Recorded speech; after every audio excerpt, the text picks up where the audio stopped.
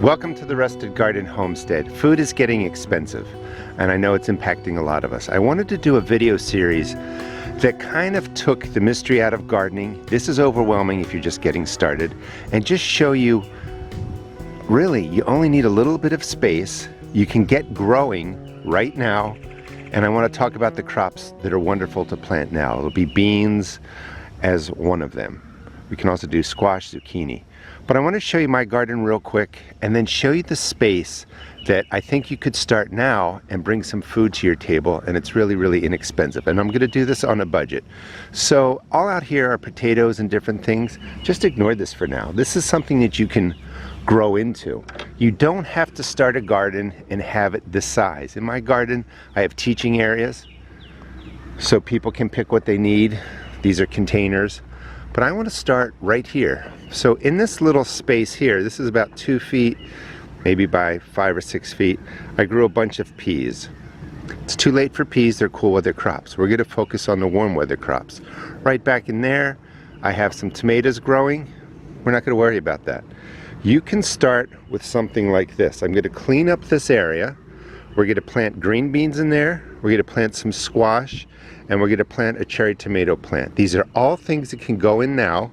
They can go into this space, and very quickly, within about, let's just say from germination, 4 weeks, you'll have something, and I'll explain why.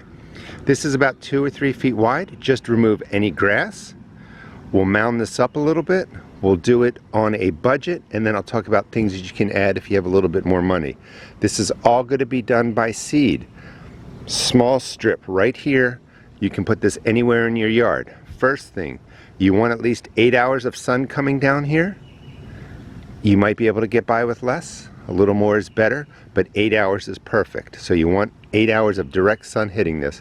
And you want this to be in an area where when it rains, water doesn't sit. It drains pretty quickly within an hour or two. Aside from that, you can really put this anywhere that you want. Strip of land, you remove the grass, we mound it up. So I'll clean this up. We'll get started growing food in a very, lack of better words, very fast manner. Clear the land, plant the seeds, get it growing. This space might be 2.5 feet wide, 8 or 9 feet long. You just need something like that, but just a strip of land. So you're going to remove the grass, the weeds, turn it over. If grass and weeds have been growing here, you have enough fertilizer, so to speak, nutrients in the ground to take care of your vegetable plants for this year. If you're on a budget, maybe you can't afford anything but the seeds and the labor.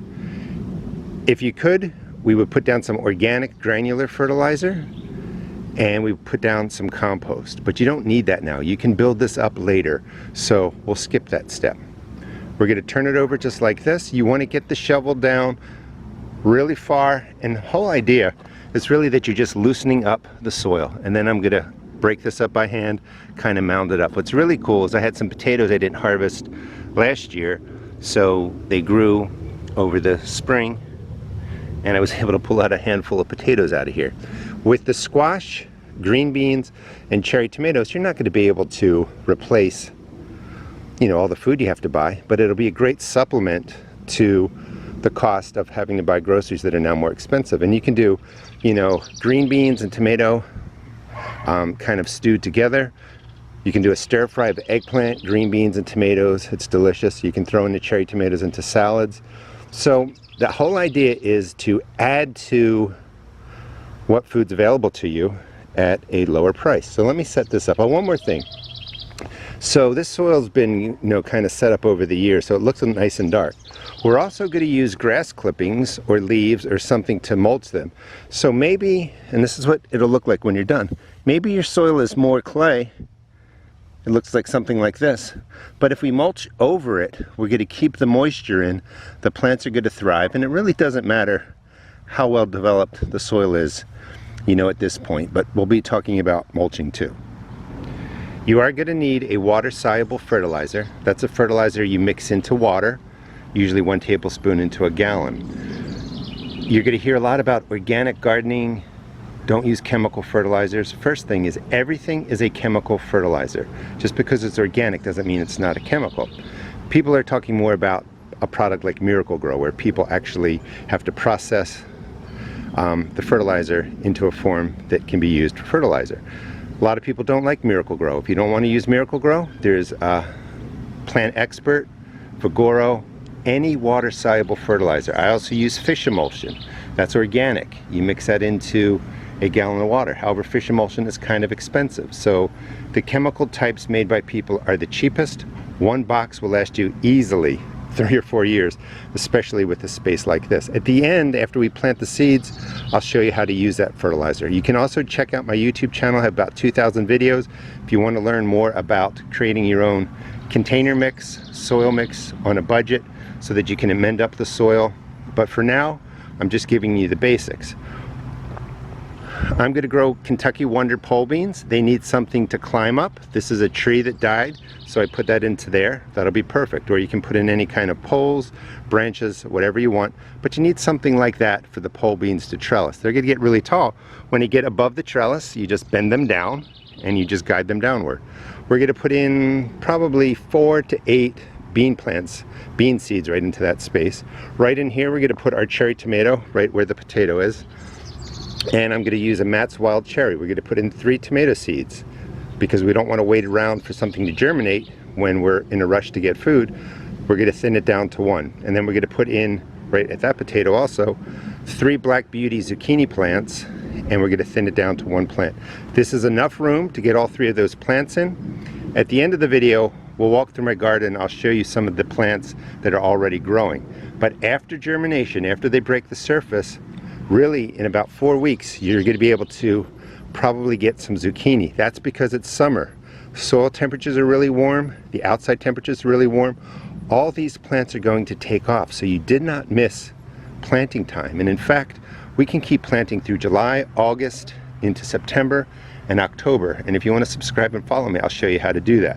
All right, beans, cherry tomato, zucchini. We're set up to do the planting. Now we're not going to mulch until these seeds germinate. They get, maybe an inch tall, and then we'll put down grass clippings or leaves. You can mulch now if you want to, and just don't put any where the seeds are going to be. You'll see that in a second. Also, your tomato plant will need a stake. It's not going to need a stake right away, but we're going to have to get 6-foot support for that out of something, so you can start looking for something to create a tomato stake. The zucchini can be left alone. Rabbits tend not to bother zucchini or tomato plants, but they will come by and chew down your bean plants. So I go to the dollar store and buy these wire dish baskets all the time. And you can just put these right over the seeds. The rabbits can't get to them. The beans can grow through there. Or you can set something up like this, put a little stick out here. You could put saran wrap around that. You could put bubble wrap around that. You could put a trash bag around it. As long as sunlight's coming in from the top, that'll be fine, and that will keep the rabbit from eating those. Once the beans get growing up to here, you can take all that stuff away and they'll be fine. So the bean plants, they're going to go down about 1/2 inch. You don't need to worry about exact depth, and you can see one right there. I just press it in about 1/2 inch. 1/2 inch. I'm putting 6 into this space.